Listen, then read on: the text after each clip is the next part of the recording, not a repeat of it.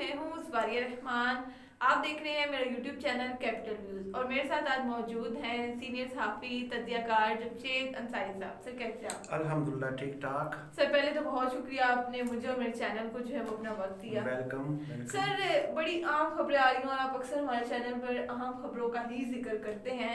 تو خبریں یہ ہیں کہ مریم نواز صاحبہ جو ہے وہ باقاعدہ عمران خان صاحب کو بددعائیں دینے پر اتر آئی ہیں اور یہ کہہ رہی ہیں کہ جب خان صاحب کمزور ہوں گے تو پی ٹی آئی کمزور ہوگی, ٹوٹ کر بکھر جائے گی. دوسرا یہ کہ فضل الرحمان صاحب 2 بچوں سے بڑے ناراض نظر آتے ہیں. ذرا ہمارے ناظرین کو بتائیے گا کہ وہ 2 کون سے بچے اور کیا اختلافات ہیں ان بچوں سے. جی بسم اللہ الرحمن الرحیم. بہت شکریہ آپ کا. مریم نواز صاحبہ نے کل پریس کانفرنس کنڈکٹ کی اور میں ہمیشہ اپنے جو ناظرین ہیں ان کی خدمت میں یہ گزارش پیش کرتا رہتا ہوں کہ ان کے الفاظ پہ ہمیشہ غور کرنے کی ضرورت ہے.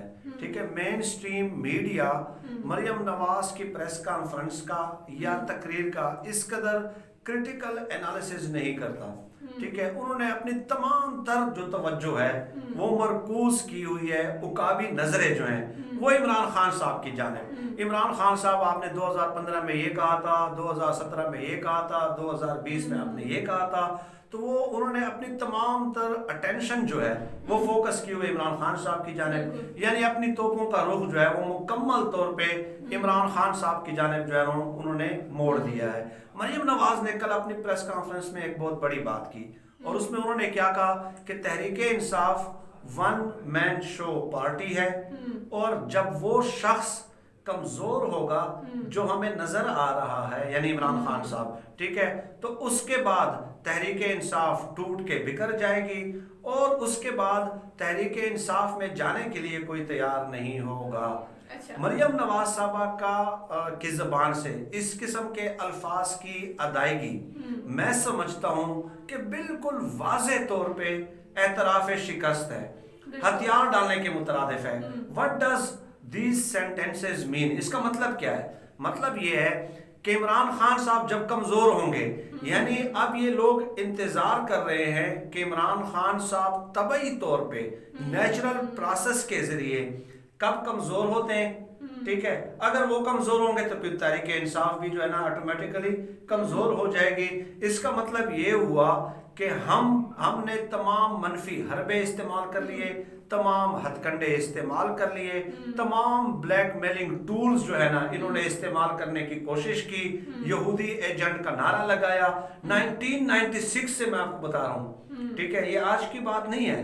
جب عمران خان صاحب نے اپریل 1996 میں تحریک انصاف کی بنیاد رکھی تھی اس وقت سے ہی مولانا فضل الرحمان نے یہودی ایجنٹ کہنا شروع کر دیا تھا, یہ آپ کو پتا ہے. تو 24 سال ہو گئے لیکن کوئی ثبوت سامنے نہیں لا سکے. 24 سالوں میں ان لوگوں نے تمام تر حربے ہتھ کنڈے استعمال کر لیے. عمران خان صاحب کی آپ کتاب پڑھ لیں کہ جب ان کی ایک بھی نشست نہیں تھی, ایک بھی, تو اس وقت نواز شریف نے ان کو رشوت کی پیشکش کی تھی کہ بھائی آپ میری پارٹی میں آ جائیں, میرے بعد آپ کا عہدہ ہوگا, دوسرے نمبر پہ میرے بعد آپ کا عہدہ ہوگا, لیکن آپ جو ہے نا میری پارٹی میں شامل ہو جائے. What does that mean؟ کہ ان کو پتا تھا کہ یہ ایک کرکٹر ہے, ٹھیک ہے, اور ایک تھرڈ پولیٹیکل فورس کے طور پہ یہ مرج ہو رہا ہے, تو پہلے ہی اس کا سر کچل دیا جائے. جب عمران خان صاحب نے وہ انکار کر دیا اس کے بعد پھر کیا ہوا کہ ان لوگوں نے ذاتی زندگی پہ حملے شروع کر دیے, پھر ان کی بیوی کے کردار پہ سوالات اٹھانا شروع کر دیے. ایون کہ جب وہ پریگننٹ تھی, ٹھیک ہے, پریگننسی کے دوران ہی ان لوگوں نے جو ہے نا وہ ٹائلز سمگلنگ کا مقدمہ درج کرایا اس پہ, حتیٰ کہ ان کو جو ہے نا طلاق لینی پڑ گئی. ٹھیک ہے, آج تک عمران خان صاحب کو اس بات کا بھی دکھ ہے کہ بھئی آپ کو میرے ساتھ اختلافات تھے نا, ٹھیک ہے, تو آپ میرے ساتھ سیاسی محاذ پہ کھل کے مقابلہ کرتے ہیں. ٹھیک ہے, یہ کیا بات ہوئی کہ آپ جو ہے نا میری وائف کی کردار پہ سوالات اٹھانا شروع کر دیں. اور اس کے علاوہ یہ جو جنگ اخبار ہے, ان لوگوں نے باقاعدہ جعلی چیک چھاپے فرنٹ پیج پہ, ٹھیک ہے, کہ عمران خان صاحب کے سسر نے اتنے کروڑ ڈالر کی امداد دی ہے اور وہ یہودی ہے اور یہودیوں کے پیسوں سے جو ہے نا یہ الیکشن لڑنے کی کوشش کر رہا ہے. ٹھیک ہے, اس طرح کے ہتھ کنڈے ان لوگوں نے استعمال کیے ہیں. یار ہماری عمران خان صاحب کے ساتھ کوئی رشتہ داری ہے؟ عمران خان صاحب نے ہمیں گاڑیاں دی ہیں, ہمیں پلاٹ دیے ہیں, ہمیں زمینیں دی ہیں, ہمیں نوکریاں دی ہیں, ہمیں ایڈوائزر رکھا ہے, کچھ بھی نہیں چاہیے. कुछ भी नहीं चाहिए।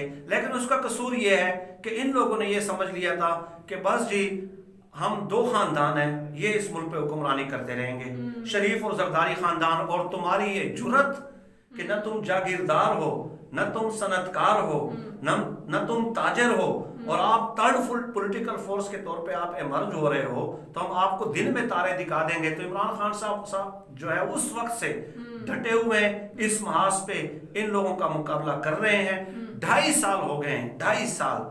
ठीक है, मैं आपको बता दूं कई ऐसे मोड़ आए हैं, कई ऐसे मोड़ आए हैं इन 2.5 सालों में कि जब मुख्तलिफ हलकों ने इमरान खान साहब पे बहुत ज्यादा दबाव डाल दिया कि मरियम नवाज का नाम ECL से निकाल दो। यकीन करें सिर्फ और सिर्फ इमरान खान साहब अकेले थे जिन्होंने स्टैंड लिया कि मैं बिल्कुल नहीं निकालूंगा, मेरी कुर्सी जाती है तो चली जाए, मरियम नवाज का नाम मैं ECL से नहीं निकालूंगा। आपने जो करना है आप कर लें। इमरान खान साहब ने बैनुल सतूर उनको ये भी पैगाम पहुंचा दिया कि अगर इस वजह से मेरा इख्तिदार खत्म किया जाता है ना, तो आपका क्या ख्याल है, मैं खामोशी से बैठ जाऊंगा?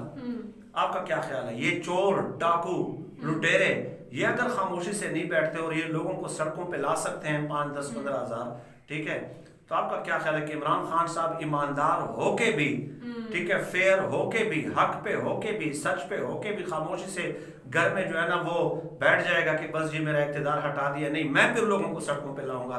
यानी इस कदर इमरान खान साहब आगे चले गए थे और 24 सालों से उन्होंने मुसलसल यही स्टैंड लिया हुआ है। ठीक है, तो मरियम नवाज साहिबा ने, पीपल्स पार्टी ने, नून लीग ने, मौलाना फजलुर रहमान ने, इन तमाम लोगों ने आज से नहीं 24 सालों से तमाम हरबे हथकंडे इस्तेमाल कर लिए, लेकिन इमरान खान साहब को वो जहनी तौर पे शिकस्त नहीं दे सके। मरियम नवाज का ये कहना कि जब ये शख्स कमजोर होगा तो पीपल्स पार्टी कमजोर होगी, ये वाज़े तौर पे कुल्लम कुल्ला एतराफ शिकस्त है। ये इस बात को तस्लीम करना है कि PDM ने हाथ खड़े कर दिए हैं, हम आपका मुकाबला नहीं कर सकते। अब ये बद्दुआएं देंगे कि अल्लाह करे दुश्मन के तोपों में जो है ना वो कीड़े पड़ जाए। तो इसका बच्चों की कहानी थी, हो गया है। वो जो है वो मौलाना फजलुर रहमान साहब के हवाले से आपने सवाल पूछा है, तो मेरे ख्याल में वो किसी और वीडियो में मैं आपसे तफसीली तौर पे जो है ना वो हम डिस्कस कर लेंगे। लेकिन ये लोगों को बताना जरूरी था कि 24 सालों में इन लोगों ने क्या क्या मनफी हरबे हथकंडे इस्तेमाल किए हैं। सिर्फ कसूर ये है कि इमरान खान साहब न जमींदार हैं, न जागीरदार हैं, न सनतकार हैं, न ताजर हैं, न उन्होंने सियासत को तिजारत का जरिया बनाया है। वो जब सियासत में आए तो उस वक्त उन्होंने शौकत खानम हॉस्पिटल बनाया था।